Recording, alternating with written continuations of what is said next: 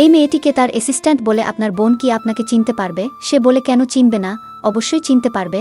তারপরে তারা গাড়ি থেকে নামতেই মেয়েটি ভাবে আমার বোনকে এখানে। এই মেয়েটি তার হাতে থেকে ফুল নিলে সে ভাবে সেটাই তার বোন, এই বলে জড়িয়ে ধরে। ঠিক তখনই তার কোম্পানি থেকে ফোন আসায় যে দৌত সেখান থেকে চলে যায়। মেয়েটি বলে, ম্যাডাম কিছু মনে করবেন না, আপনি ছোটবেলায় তাকে রেখে চলে গেছেন, সে কিভাবে চিনবে আপনাকে? সে বলে, খোঁজ লাগাও, আমি তার কোম্পানি কিনে নিতে চাই এবং তার কোম্পানিতে যেতে চাই।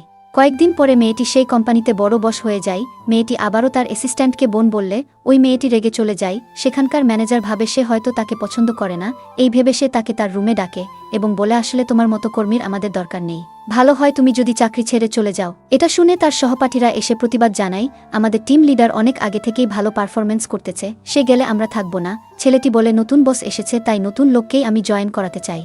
তারপরে মেয়েটি বলে, আমার জন্য তোমাদের চাকরি ছাড়তে হবে না।